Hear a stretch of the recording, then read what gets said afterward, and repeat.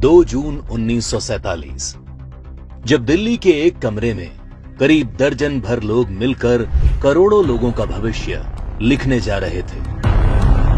करीब 1.5 दशक से मुस्लिम लीग जिस पाकिस्तान की रट लगा रही थी, वो आज कागजों में उनके सामने सच होने जा रहा था। सिर्फ 2 हफ्तों में भारत के खंडित होने की योजना पर मोहर लग गई। भगवान राम के बेटे लव का बसाया लाहौर, ढाकेश्वरी माता का तीर्थ ढाका, गुरु नानक देव जी का जन्म स्थान ननकाना अब 2 टुकड़ों में बंटने जा रहा था।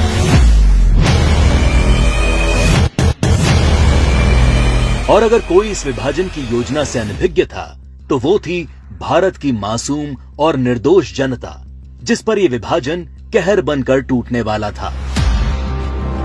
1947 को अंग्रेजों द्वारा किया विभाजन देश का पहला विभाजन नहीं था। अंग्रेज इससे पहले 1905 में भी बंगाल का विभाजन कर चुके थे, लेकिन उस विभाजन का पहले बंगाल में और फिर पूरे देश में इतना मुखर विरोध हुआ कि अंग्रेजों को 1911 में अपना फैसला वापस लेना पड़ा था। विभाजन का जो काम अंग्रेज 1905 में नहीं कर पाए, वो 1947 में करने में कैसे सफल हो गए? तो जो बात 1905 के बंगाल को 1947 के भारत से अलग बनाती है, वो है कांग्रेस पार्टी, मुस्लिम लीग और भारतीय कम्युनिस्ट। 1905 में बंगाल विभाजन के विरोध के बीच ही 1906 में मुस्लिम लीग का जन्म संयुक्त बंगाल के ढाका में हुआ। बंग भंग आंदोलन के बाद जन्मी मुस्लिम लीग ने 1909 में मार्ले मिंटो सुधार के नाम पर पृथक निर्वाचन प्रणाली मांग से शुरू करके अगले 30 साल में अलग इस्लामिक राष्ट्र पाकिस्तान के नाम पर भारत को मजहब के नाम पर बांट कर रख दिया। 1920 के तुर्की के खलीफा के समर्थन में चलाए गए कांग्रेस के खिलाफत आंदोलन ने मुस्लिम कट्टरपंथियों को यकीन दिला दिया कि वे अपनी गैर जरूरी मांग पर भी कांग्रेस के नेतृत्व को मना सकते हैं। इसके बाद 1930 में अल्लामा इकबाल ने पहली बार मुस्लिम लीग के अधिवेशन में अलग इस्लामिक राष्ट्र की रूपरेखा रखी।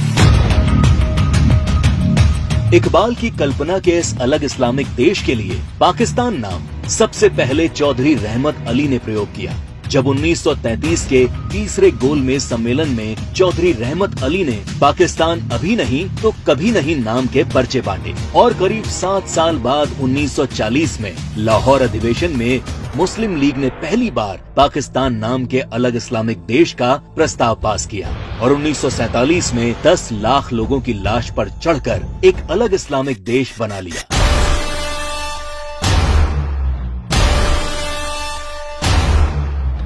और जिस भारत ने 1905 में बंगाल का विभाजन नहीं होने दिया, वो भारत 1947 में भारत विभाजन नहीं रोक पाया, क्योंकि कांग्रेस के जिन नेताओं पर लीग के सामने खड़े होने की जिम्मेदारी थी, उन्होंने अंत समय में बिना भारत के लोगों को विश्वास में लिए विभाजन का प्रस्ताव स्वीकार कर लिया।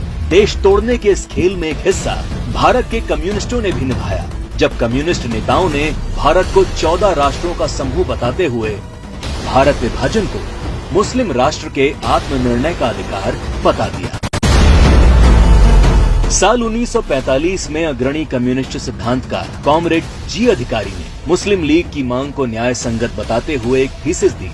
उनके शब्दों में 1940 से कम्युनिस्ट पार्टी ने ये देखना शुरू कर दिया कि तथाकथित सांप्रदायिक समस्या वास्तव में बढ़ती राष्ट्रीयताओं की समस्या है, जिसे आत्मनिर्णय के अधिकार के माध्यम से हल किया जा सकता है। यदि हम इसके प्रगतिशील सार को देखें, तो पाकिस्तान की मांग वास्तव में पंजाब, पठान, सिंध, बलूचिस्तान और पूर्वी प्रांतों की मुस्लिम राष्ट्रीयताओं के क्षेत्रों के आत्मनिर्णय के अधिकार की मांग है। जब देश का विभाजन हकीकत बनना तय हो गया, तब सर रेडक्लिफ को भारत और पाकिस्तान की सरहद तय करने की जिम्मेदारी सौंपी गई। रेडक्लिफ इससे पहले कभी भारत नहीं आए थे।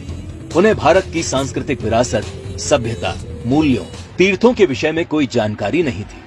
3 सप्ताह में तय कर लिया गया कि कौन सा हिस्सा पाकिस्तान कहलाएगा और कौन सा हिस्सा हिंदुस्तान।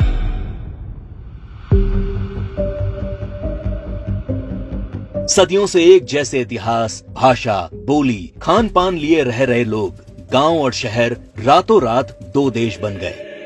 करीब 1.5 करोड़ लोग रातों रात बेघर हो गए और करीब 10 लाख से अधिक लोग इस विभाजन के नाम पर काल के गाल में समा गए। ये विभाजन जिसने आगे चलकर पूर्वी पाकिस्तान में एक नए नरसंहार को जन्म दिया। शहर के शहर रातों रात खंडर में बदल गए। शहर दर शहर दंगे और आगजनी शुरू हो गई। वो लोग जो हवेलियों में रहते थे वो अब रातों रात रिफ्यूजी बन चुके थे। अपना सब कुछ लुटाकर लोग सड़ी गर्मी और बरसात में मीलों तक फैले काफिले हजारों की तादाद में अपनी जान बचाकर चले आ रहे थे। सबसे बुरा हाल महिलाओं का हुआ, जिन्हें इस विभाजन की सबसे क्रूर कीमत चुकानी पड़ी। सैकड़ों महिलाओं का अपहरण और बलात्कार किया गया। 1940 के दशक में भारत की ही भांति नरसंहार झेलने वाले यहूदियों की विभीषिका को आज पूरा संसार जानता है। 27 जनवरी को आज पूरा विश्व होलोकास्ट दिवस के तौर पर मनाता है। लेकिन इस विभाजन की कभी न भूली जा सकने वाली त्रासदी को भारत की ही पूर्व की सरकारों ने कभी याद करने की कोशिश नहीं की। विभाजन विभीषिका दिवस 14 अगस्त का दिन विभाजन विभीषिका का स्मरण करने का दिन है। 14 अगस्त का दिन अटल जी की इन पंक्तियों को दोहराने का दिन है। दिन दूर नहीं, खंडित भारत को पुनः अखंड बनाएंगे। गिलगित से गारो पर्वत तक आजादी पर्व मनाएंगे। उस स्वर्ण दिवस के लिए आज से कमर कसें, बलिदान करें।